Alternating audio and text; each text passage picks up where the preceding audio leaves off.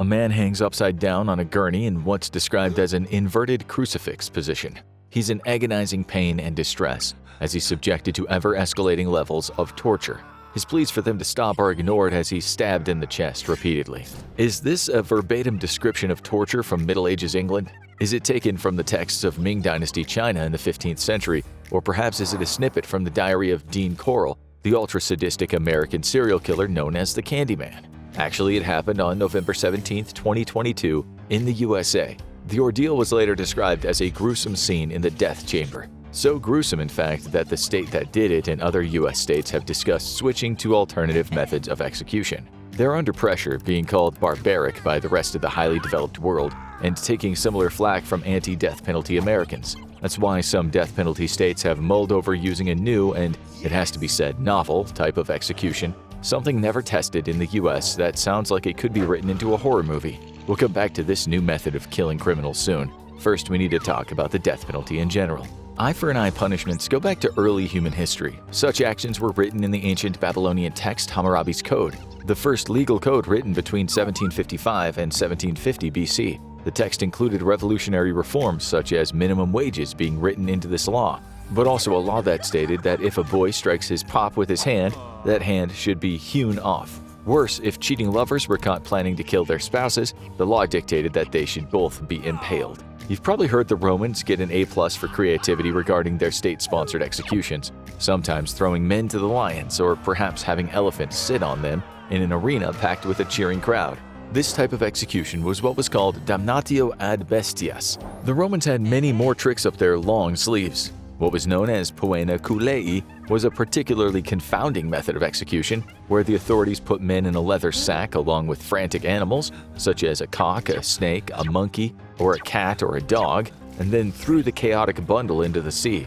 We humans have moved on since those dark days. Still, after the Romans, we had all kinds of wicked forms of capital punishment, from throwing from cliffs, to flaying a person's skin, to boiling folks to death in a large pot.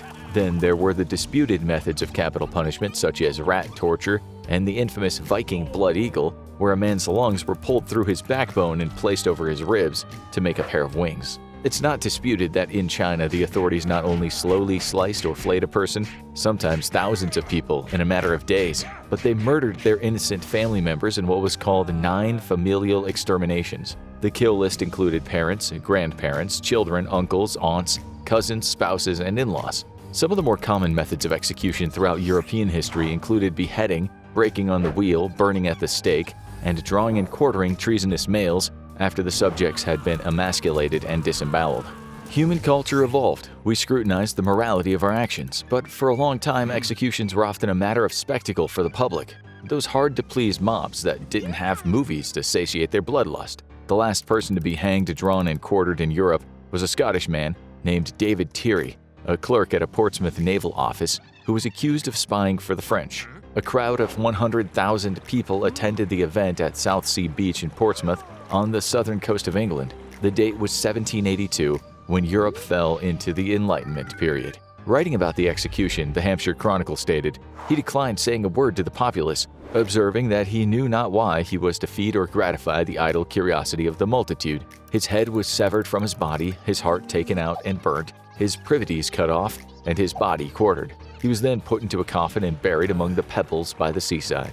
Executions were often like frenzied public information films. The message in the narrative was clear: this is what you get when you mess with us. Public executions in Europe would draw so many spectators that people came from far and wide to set up a stall and sell their wares. The German executioner Franz Schmidt, who hanged, beheaded, and broke on the wheel 361 people in his 45-year career, starting in 1571, wrote that the mobs in Germany would even kill the executioner if they weren't happy with his work.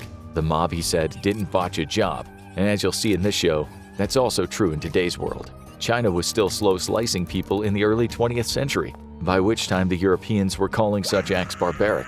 These days in Europe, only Russia and Belarus still have the death penalty on the books. Although Russia hasn't executed a person since 1996, the condemned man was the utterly sadistic serial killer Sergei Golovkin. Maybe Russia felt he was a special case. After all, this maniac took kids into his dungeon and brutally tortured them, As for Belarus, human rights organizations say it's hard to know how many people are executed there since the government doesn't always report the numbers. Records we do have show 278 executions from 1992 to 2010, with the last one being 2022.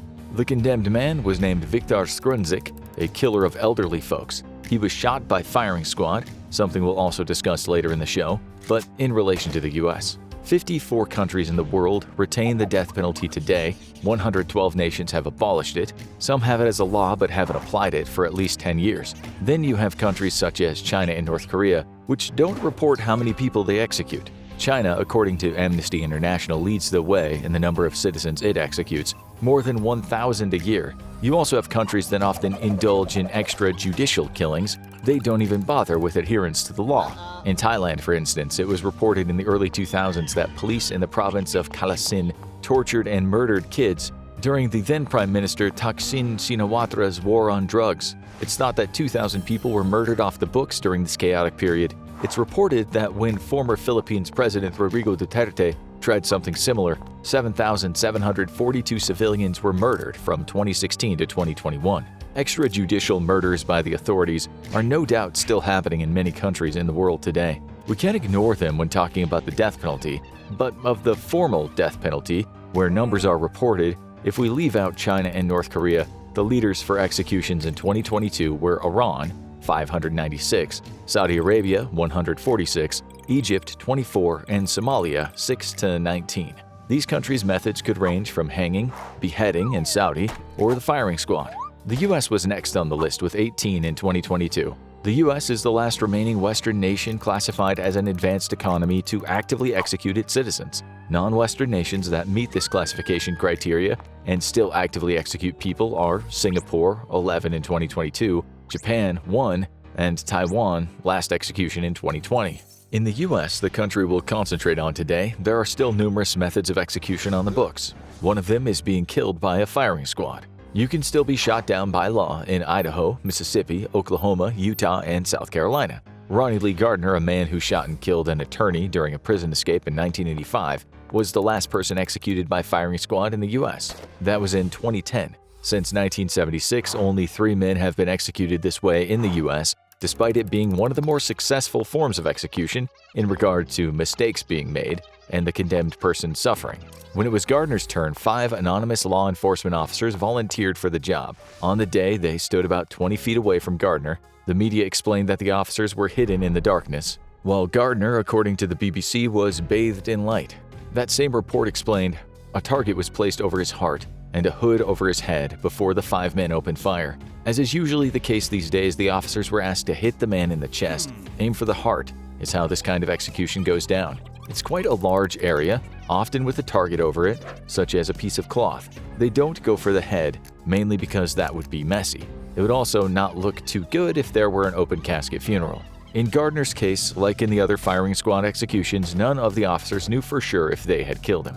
One of the guns was loaded with a dummy bullet, something that caused the same recoil on the rifle as a real bullet. This meant that all the officers could feel better about their actions, knowing they might not have killed the man. Still, shooting a criminal to death is largely frowned upon by the American public, and not something many government employees want to take part in.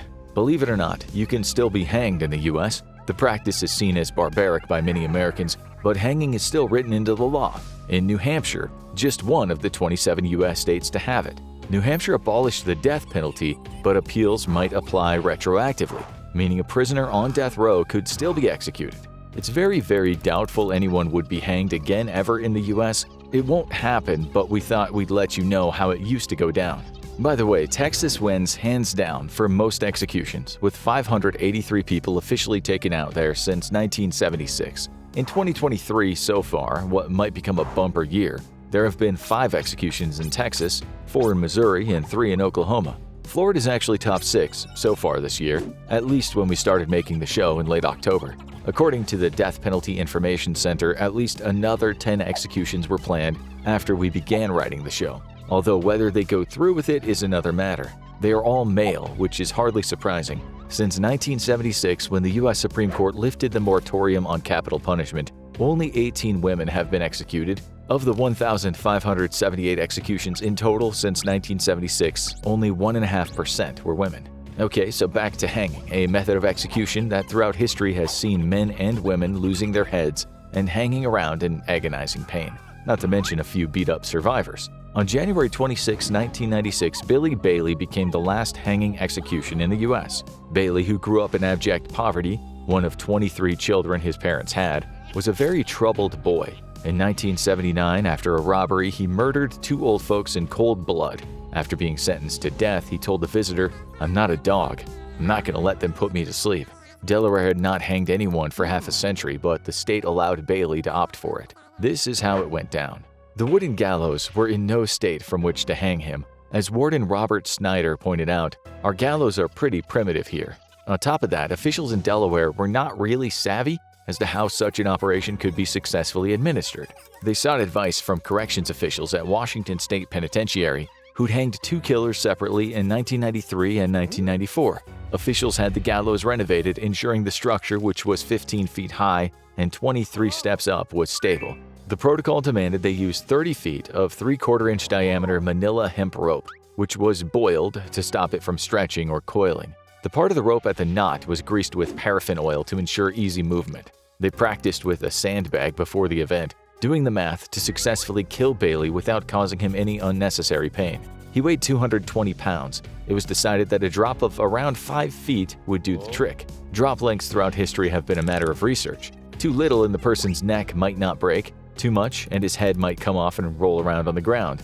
Not a pleasant sight for spectators. When this happened to the Black Widow killer Eva Dugan in Arizona in 1930, the first and last woman executed by that state, it was a grim scene. Her head rolled up to the feet of the spectators while her heart kept pumping blood. Blood oozed from her severed neck for a matter of minutes. 2 male and 3 female witnesses fainted at such a macabre sight, and after that Arizona said, "No more hangings. Let's change to the gas chamber." As you'll see later in the show, this has had dire consequences. On the day of Billy Bailey's execution, he was taken from his cell to a trailer close to the gallows. His last 24 hours were spent watching TV, eating, and talking with the prison staff. He had words with the chaplain and his attorney, and as is protocol in most but not all U.S. states, he was offered the choice of a bespoke last meal. He ordered steak, well done, buttered rolls, baked potato with sour cream and butter, peas, and vanilla ice cream.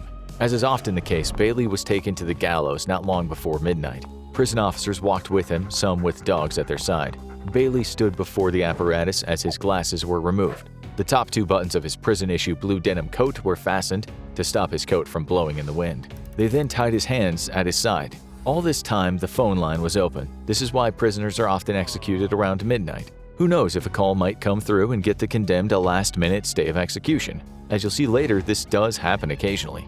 Bailey didn't get the call. 2 men wearing black jumpsuits and black hoods fastened down with baseball caps took Bailey up the steps where a 6-coil noose was blowing in the wind. As he got to the platform, about 40 people were in attendance. These days, such an event is a very somber and quiet affair. Unlike the media circus surrounding the last public execution in the U.S. of Rainey Bethia in August 1936, watched by a crowd of 20,000.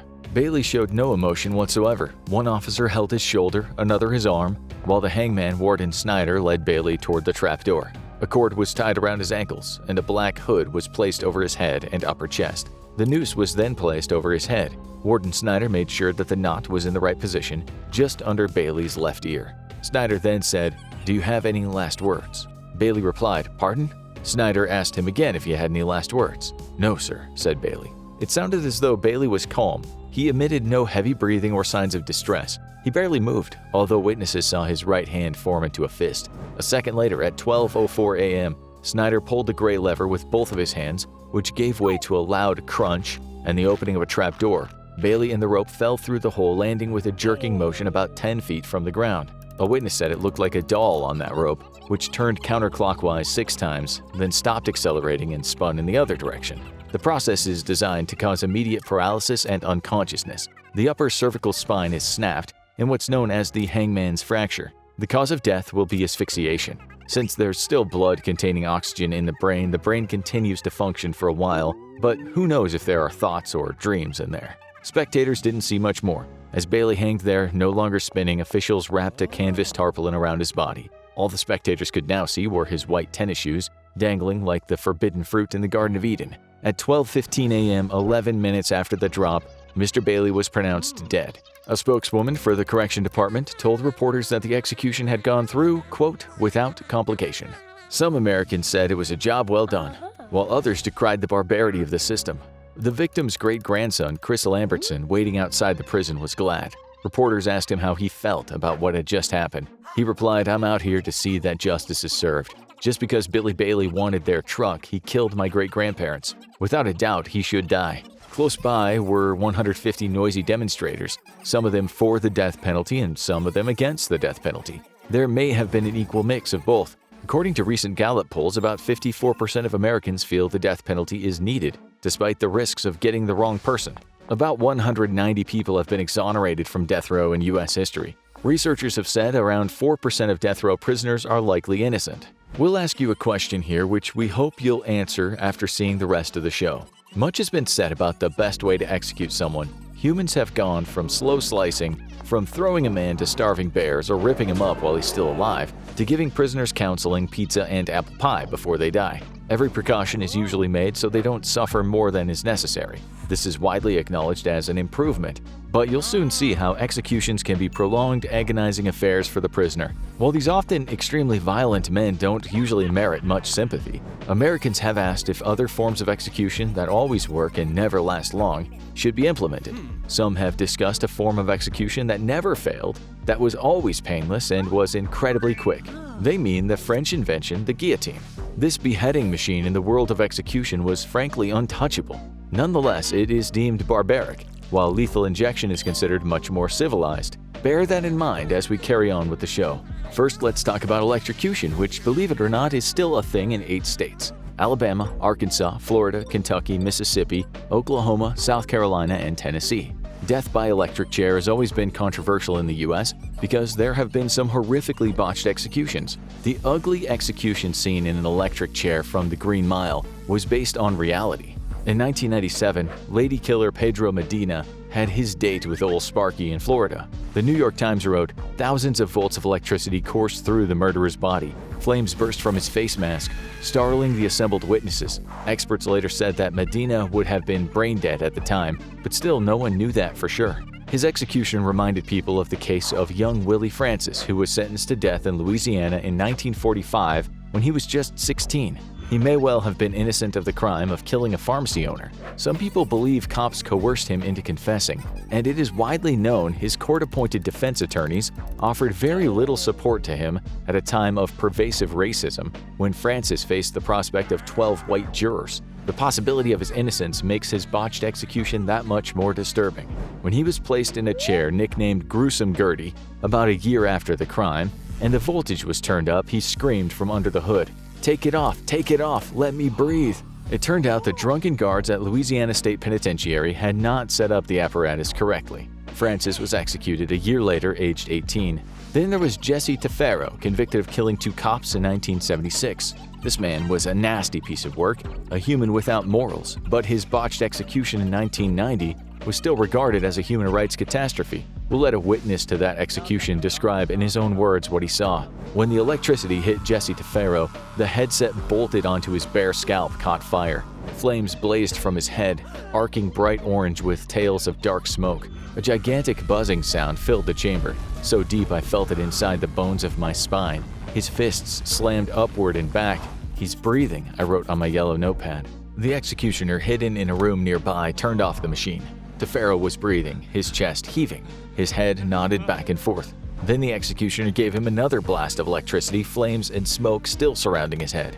Yet again, once the volts were turned off, Tefero's chest was heaving. His head was still moving. He died after the third shock. It turned out that the chair, old Sparky, had been in need of a new sponge for the headpiece, and someone without the correct training had assumed any old sponge would do. So a new one was picked up, the kind of synthetic sponge you can find in any dollar store, while what was required was a genuine sea sponge, since they can handle the electric current without bursting into flames. Well, it's assumed they can. We'll show you in a second it's not always the case. In the 2014 book Gruesome Spectacles, Botched Executions, and America's Death Penalty, it's written that of the 9,000 executions in the U.S. from 1890 to 2010, 3% or 276 were botched. This included the first ever execution with the electric chair. The condemned man was William Kemmler. a booze-addled peddler and killer from the tough slums of Buffalo, New York. It was decided that with so many botched hangings, the chair was the way to go. The one used to kill Kemmler had been tested on a horse, but that, it seems, wasn't quite enough to understand what might happen when you put a human in the chair. On August 6, 1890, Kemmler got up around 5 a.m., donned a suit and tie, had breakfast, and soon after his head shaved. Head shaving still happens today. It ensures the head has a more perfect contact with the moistened electrodes on the chair's helmet. At 6:38 a.m., in front of the prison warden and 7 witnesses, Kemmler uttered the last words, "Gentlemen, I wish you all good luck. I believe I'm going to a good place and I am ready to go." After 1,000 volts passed through his body for 17 seconds, the power was switched off and he was confirmed a dead man, only for 2 physicians to note that Kemmler was far from dead. One man shouted, "Great God, he's alive!" Kemmler was subsequently hit with a further 2,000 volts, after which his body caught fire and the blood vessels under his skin ruptured, causing him to bleed out. The entire operation took 8 minutes. The New York Times wrote, "An awful odor began to permeate the death chamber, and then, as though to cap the climax of this fearful sight, it was seen that the hair under and around the electrode and on the head and the flesh under and around the electrode at the base of the spine was singeing. The sight was so horrific that one of the witnesses said using an axe would have been more humane." The New York Times wrote the headline, "Far worse than hanging." When Medina had his turn in the chair in '97, the authorities took great care to choose the right sponge. They soaked 1 large sea sponge and 2 smaller ones in 9% saline salt water. Saline's a better conductor of electricity, and it helps the current travel in a more efficient line. Without the saline-soaked sponge, the body might cook, which would be rather unpleasant to witness. The official soaked the sponges overnight in the seawater. The larger one was placed around his shaved right leg, and an 8-inch long lead electrode was connected to his right calf. The headgear was leather, with an interior brass plate connected to a high-voltage wire. A wet and dry sea sponge were also connected to the headgear. So far, so good. Everything was done per protocol. When it was time to get down to business, the execution team applied the electroconductive gel to Medina's shaved head. This not only helps with conductivity, but lessens the chance of flames. When Medina walked over to the chair, he sat down and had straps placed around his chest, abdomen, legs, and arms. They fastened his head with a mouth and chin strap, while the legs and head electrodes we discussed were connected. He was good to go. Standard procedure has changed over the years, and so instead of one man pulling a lever, the process is automated. Like with firing squads, no one really wants to go home and tell the wife and kids that today they whacked a fella. The system, a programmed controlled circuitry system, was activated and Medina was blasted 3 times. The first cycle lasted for 8 minutes and consisted of 2,200 to 2,350 volts. The second, 22 seconds, but only 750 to 1,000 volts, and the third, another 2,200 to 2,350 volts. As it was all programmed to do, the system shut itself down 4 seconds in on the last cycle. It all added up to 35 seconds of shocks, starting at 7:04 a.m. and cutting off at 7:05 a.m. Medina was pronounced dead at 7:10. Some people later said not only was there smoke and fire, but that he likely suffered an agonizing death. Although others said his brain was so fried, he would not have been conscious of the pain. As for the reason for the fire, it was said to be a lack of saline, which caused the ignition of the dry sponge. Reports noted that dry sponges should not be used again, and instead of a 9% saline solution on the wet sponges, the entire sponge should be soaked in saline. The most recent person to get the chair in the U.S. in Tennessee was an undoubtedly heinous serial killer named Nicholas Sutton. His lawyer said he chose electrocution because lethal injection was so barbaric. Tennessee, like many other states with the death penalty, had previously deemed the chair barbaric, but the state has been having second thoughts as of late, as have other states. Who knows if Sutton made the right decision? But it seems after his last meal of fried pork chops, mashed potatoes with gravy, and peach pie with vanilla ice cream, his final words of "I'm just grateful to be a servant of God," his execution went without complications. He was the 163rd person to die of electric chair since 1976. Before we talk about the most widely used and now most controversial method of murdering criminals, we need to discuss one other option currently available in some U.S. states. That is, of course, lethal gas, which is on the books in Alabama, Arizona, California, Florida, Mississippi, Missouri, Oklahoma, Tennessee, and Wyoming. Lethal injection is the primary method in these states, but gassing is still possible. You don't hear about the lethal gas option very much. It only happened 11 times since 1976, with the last person to die in a US-made gas chamber ironically being German by birth. He was Walter Legrand, a man who with his brother turned a bungled robbery in 1982 in Arizona into a murder case. Both men were in their late teens at the time of the murder. They both had tough lives, being mistreated in German orphanages before their mother, Emma, married an American soldier stationed in Augsburg, who adopted the two boys. The parents later split and the boys became delinquent. One of the reasons for later controversies is that they were never naturalized as Americans, and Germans in the 1980s took a dim view of gassing their citizens to death.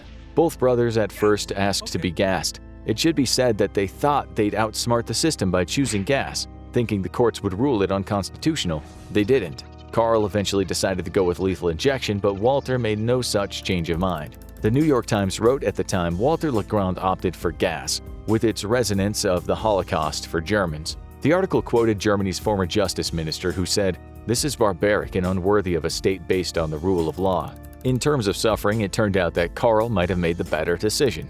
The men were executed just a week apart in 1999. While we've talked about nerves of steel today, Walter was far from stable on the big day. He was weeping as he lay strapped to a black chair ready to be wheeled into the gas chamber. He apologized to the family of the bank manager he and his brother stabbed 24 times, telling them, "To all of you here today, I forgive you, and I hope I can be forgiven in my next life." The victim's daughter looked on holding a photo of her dad. Walter was then wheeled into the chamber. Most of the witnesses could only see the back of him, a shock of black hair above a blue prison garb. Inside the chamber was a vat of distilled water and sulfuric acid into which cyanide pellets were about to be dropped. This would cause a chain reaction and create a white cloud of hydrogen cyanide, HCN. This is what the Nazis used on over 1 million Jews during World War II. They nicknamed their killer potion Zyklon B. It was a pesticide first used in the USA that contained more than hydrogen cyanide, but it was the cyanide that killed the victims. When the time came, the executioner pulled a lever and the pellets dropped, causing a cloud of gas to choke Walter. Witnesses said when the cloud formed, it looked like a shower room mist enveloping him. This was not a sudden death by any means. Walter began choking and emitting strange, violent barking noises. The Tucson Citizen reported the witnesses saw agonizing choking and gasping as Walter slowly died over 18 minutes. Some witnesses, some of whom hated this man, became nauseated and had to walk out. Even when Walter was not moving, his head and arms twitched. His hands were said to be red and clenched throughout the ordeal. Even after he died, staff at the prison had to be careful not to inhale any gas. It was written in Arizona's death chamber protocols at the time. As a precautionary method, it is recommended that the team removing the body wear gas masks and rubber gloves, and that the hair of the deceased inmate be ruffled in order to allow any residually trapped gas to escape. Walter's death took 7 minutes longer than the previous gas chamber victim, Don Harding, who died of cyanide poisoning in Arizona on April 6, 1992. Harding impolitely unfurled his middle finger and screamed obscenities at witnesses who watched through the glass. He soon began choking, convulsing, his body overtaken by violent spasms. His lawyers called his demise slow, painful, degrading, and inhumane.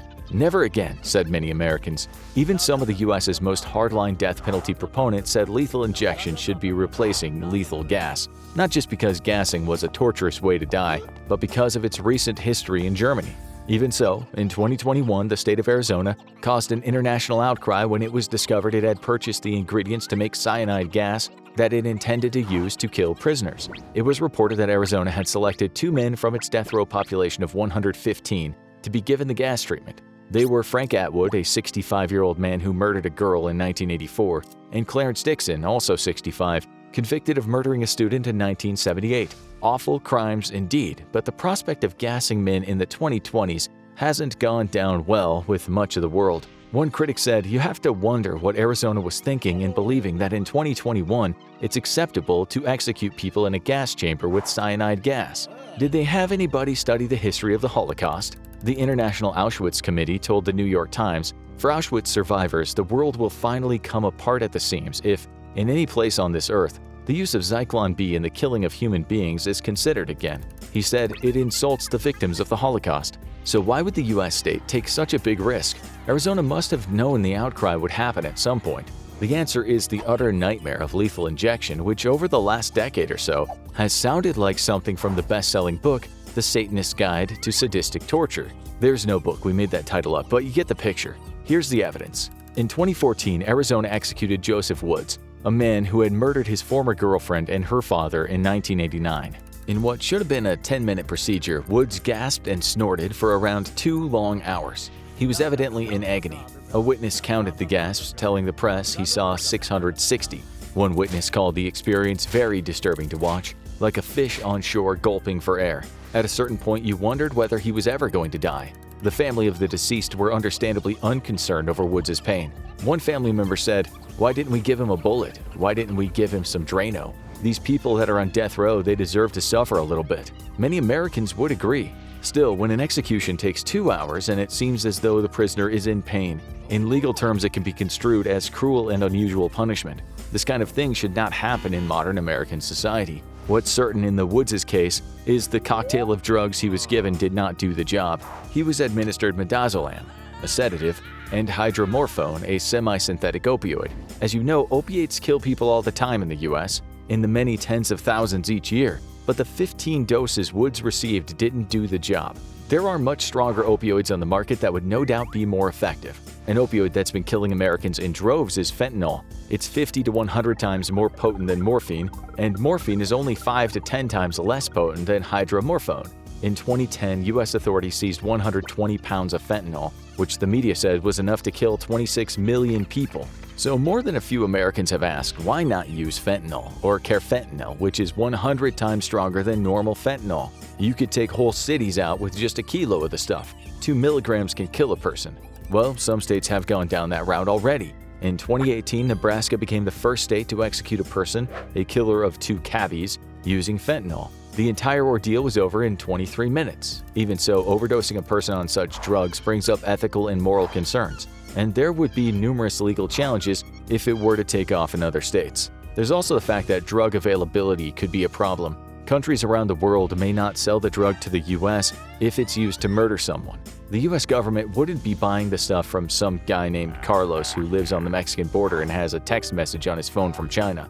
That statement is based on facts. The DEA wrote in 2020, Mexico and China are the primary source countries for fentanyl and fentanyl-related substances trafficked directly into the US. It adds India is emerging as a source for finished fentanyl powder and fentanyl precursor chemicals. It seems Nebraska is the only state so far to send a person to eternal sleep using these super powerful opiates. But as time goes on, in the view of so many botched executions, perhaps it'll catch on in more states. Most other states use a sedative medication, such as pentobarbital. This is injected through an intravenous saline drip.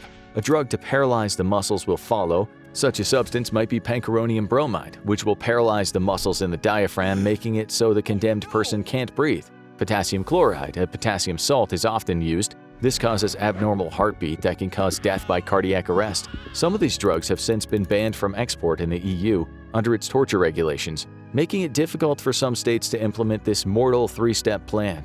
The drugs must be administered separately to achieve the desired effect: unconsciousness through the barbiturate, paralysis through the pancuronium bromide, and a subsequent collapse of the lungs and the diaphragm. The heart drug should do the rest. The intravenous line will usually come from outside the execution chamber, or at least at the other side of a curtain. One prison employee will insert the needle in the arm, which isn't always easy, especially if the prisoner has a history of sticking syringes into his traumatized veins. Another employee will be at the controls. Physicians often won't participate in the murder due to their adherence to medical ethics, the Hippocratic Oath, which says that they cannot take lives. Some do join in executions. It's a matter of controversy. As we said, sometimes the executions fail because the IV cannot be inserted. This happened in 2009 with an extremely violent man, Rommel Broom. Although given his past of hurting children, there wasn't much sympathy for him. Still, this 2-hour ordeal with his hard-to-find veins led to his lawyers claiming he'd sustained both physical and mental injuries. He got a reprieve, but died in prison from COVID-19 in 2020. Otherwise, he was scheduled to die in 2022. 27 U.S. states have lethal injection on their books as a form of execution. Since 1976, there have been 1,389 such executions. Over the last decade or so, many have been botched, including that of another vicious killer, Clayton Lockett. The staff couldn't get a needle into his vein. A paramedic at first failed with Lockett's forearm and bicep, and then a doctor on that scene failed to stick him in the jugular vein. He came up short and then tried for the collarbone. Lockett lay there as another paramedic joined in, failing with Lockett's feet, but succeeding with the femoral vein in the groin. By this time, Lockett's body looked like it had been attacked by the spear-throwing Lilliputans from Gulliver's Travels. Because of Oklahoma's drug supply issues, in part thanks to the EU ban, they had to use different drugs from usual. It seems the new concoction was a brutal way to do it, what one person called horrific due to the pain. The drug that would have lessened the anguish had been removed from the package. 3 minutes after Lockett was declared unconscious, he suddenly was far from unconscious. In a state of utter confusion, he was heard saying, "Oh man," and "I'm not," and "something's wrong." All this time he was trying to get up. Yet again, we have a scene from a horror movie. The operation was called torture by the media and human rights organizations. Barbarism, said some in the media, adding it was inappropriate in a civilized society. The man had committed atrocious violent crimes. He'd buried one of his victims alive. But still, was the botched execution not out of place in our modern world, people asked. Lockett's story is just one of many failed executions in recent years where lethal injection is concerned. There have been stories of men's eyes popping open when they should have been dead. Recently, a man's body jerked almost 24 times before he vomited down his neck. In 2022, the 3-hour execution of Joe Nathan James Jr. was botched. An autopsy revealed numerous puncture wounds and lacerations. This was the longest execution in modern U.S. history. James may have been a killer, but his ordeal, it was said, still violated his constitutional protections. Alabama is no stranger to such botched executions. Joe Nathan James Jr.'s ordeal was an Alabama special, as was the 2018 case of convicted murderer Doyle Lee Ham, who was punctured numerous times for 2.5 hours before they gave up on finding a vein. His sentence was commuted to life, but he died of cancer-related complications in 2021. The state now wants to try nitrogen hypoxia, replacing oxygen breathed by the condemned with nitrogen. While this hasn't been tested yet, one expert called it astonishingly cruel. A mask will be placed over the person's face, after which the nitrogen will be pumped into his lungs for up to 15 minutes. The method also has been approved for Mississippi and Oklahoma, which are also reeling from many botched and embarrassing lethal injections. The man we talked about in the intro, a guy named Kevin Smith, is one of many people who may also get the nitrogen treatment. Smith had taken $1,000 to kill a man's wife in 1996. The man, a minister, was having an affair and was in debt, so he wanted the insurance money. The short story is Smith killed her. During his botched execution in 2022, the U.S. Court of Appeals for the 11th Circuit issued a stay at around 8 p.m., overruled by the U.S. Supreme Court at 10 p.m. Smith was on the gurney all this time, unaware that he'd been saved and unsaved. Prison officials couldn't get the IV in before midnight when his death warrant expired. He lived to see another day. Also in 2022, the state failed to execute the killer of 3, Alan Eugene Miller, again because they couldn't get the IV into his veins. The state later agreed to never try lethal injection on him again, so it's starting to look like there's a chance Alabama might soon be pulling out its nitrogen masks. The state is now desperate to avoid another botched execution. Lethal injection has a very high botch rate of 7.12% compared to 5.4% for gas, 3.12% for hanging, and 1.92% for the electric chair, and 0% for the firing squad. It should also be said that lethal injection in these terrible recent times has a botch rate of 30%. The firing squad is seen as barbaric, a bit too personal, and too messy, just as the guillotine, which would cause a person the least amount of pain and it never fails, is viewed as something from our less civilized past. Even so, if you had the choice of how you'd be executed, we imagine which box you'd tick. We know which box we'd tick, despite the fact an open casket would be out of the question. Now you need to watch Degrees of Murder, What Do They Mean? Or watch this instead.